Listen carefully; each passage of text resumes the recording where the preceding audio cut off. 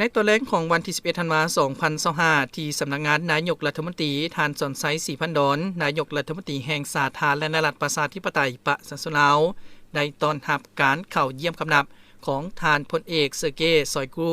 เลขาธิการสภาความมั่นคงแห่งสหพันธ์รัสเซียพร้อมด้วยคณะ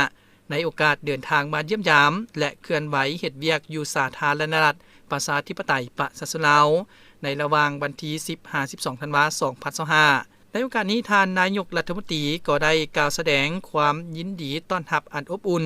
ต่อท่านเลขาธิการสภาความมั่นคงแห่งสหพันธ์รัสเซียที่ได้นำพาคณะมาเยี่ยมยาม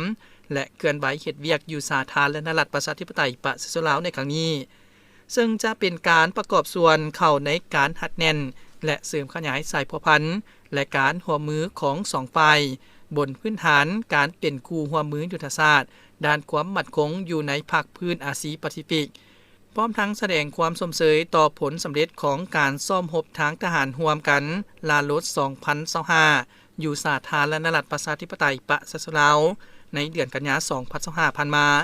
และผลสำเร็จของกองประชุมคณะกรรมาธิการร่วมมือด้านเศรษฐกิจการค้าและวิทยาศาสตร์เทคนิคลาวรัสเซียครั้งที่18อยู่นครหลวงมอสโกในเดือนตุลาคม2025ผ่านมาพร้อมทั้งตีราคาสูงต่อสายพัวพันธ์มิตรภาพและการร่วมมือที่เป็นบุญเสื้อระหว่างลาวและรัสเซียได้รับการสืบต่อเสริมขยายอย่างหนักแน่นและนับมือนับก้าวเข้าสู่หลวงเลิกโดยเฉพาะในกองเขตการเมืองและความมั่นคงที่สองฝ่ายให้การสนับสนุนมีความเชื่อมั่นและไว้เนื้อเชื่อใจซึ่งกันและกันแลกเปลี่ยนการเยี่ยมยามซึ่งกันและกันอย่างเป็นปกติ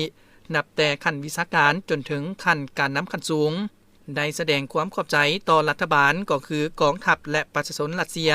ที่ให้การสนับสนุนและช่วยเหลือด้านต่างๆให้แก่สาธารณรัฐประชาธิปไตยประชาชนลาวตลอดระยะผ่านมา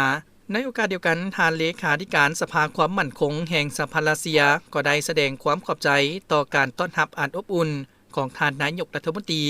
และภาคส่วนที่เกี่ยวข้องของสาธารณรัฐประชาธิปไตยประชาชนลาวพร้อมทั้งแจ้งให้ทราบเกี่ยวกับจุดประสงค์ของการมาเยี่ยมยามและเคลื่อนไหวเฮ็ดเวียกอยู่สาธารณรัฐประชาธิปไตยประชาชนลาวในครั้งนี้โดยเฉพาะเพื่อสืบต่อการพัวพันร่วมมือ2ฝ่ายทางด้านเวียกงานป้องกันชาติและป้องกันความสงบทั้งตั้งหน้าท่านประธานาธิบดีก็คือรัฐบาลแห่งสหพันธ์รัสเซีย